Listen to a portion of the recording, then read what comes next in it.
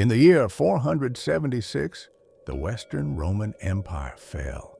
Its mighty cities crumbled, its roads abandoned, and its libraries silenced. Europe entered an age that many would later call the Dark Ages. But was it truly only darkness? Or was it a time of resilience, of survival, and of rebirth? Today, we step back into that world, a world of knights and peasants, kings and monks, blood and faith. This is the story of life in the Middle Ages. Imagine a battlefield in the 11th century. The air is heavy with smoke. Shields clash. Steel against steel. Men cry out in agony. Knights, clad in heavy armor, charge on horseback. Their lances pierce through ranks of infantry. The peasant soldiers, often poorly trained, stand terrified, holding wooden spears, knowing that a knight's strike could be their end. Mini story. A knight named Sir Aldrich recalls his first battle. He was only 17 when he saw his friend fall, struck down by a sword. That day, he learned that war was not glory, but survival. Knights were not just warriors. They followed a code: chivalry, loyalty, honor, and service to their lord, and at least in theory, to God.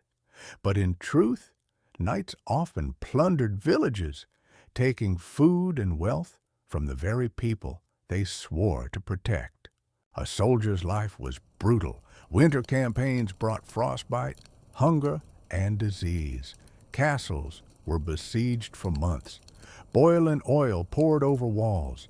Arrows rained down. Many soldiers never lived to see their homes again. In the mid-14th century, a shadow fell upon Europe. The Black Death, carried by fleas on rats, it spread like fire. Within weeks, entire villages were gone. Parents abandoned children. Priests gave last rites to hundreds every day. Mini story. A girl named Elsbeth wrote in her diary, "I buried my mother today. Father died last week. The streets are filled with carts of the dead." People searched for answers. Some blamed the stars, others witches or foreigners.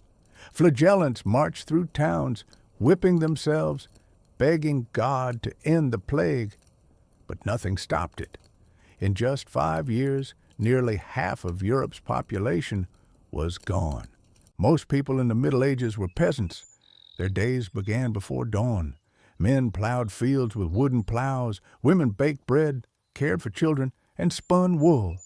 Food was simple: bread, porridge, and for the lucky, cheese. Meat was rare. Mini story.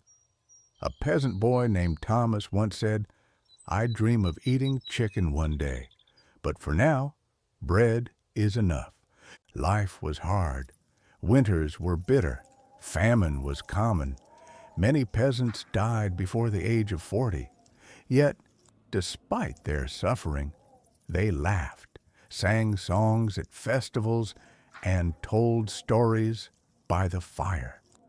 Their resilience was their greatest strength.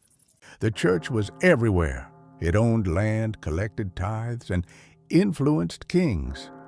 Priests preached in Latin, though most villagers did not understand the words.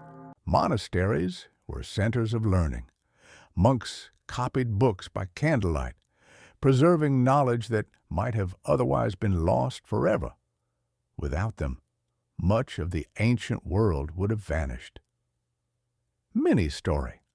A monk named Brother Anselm wrote for 30 years, never leaving his monastery. His work saved Aristotle's philosophy for future generations. By the 15th century, the world began to change. Trade routes reopened. Towns grew. Universities were founded. A spark of knowledge returned to Europe.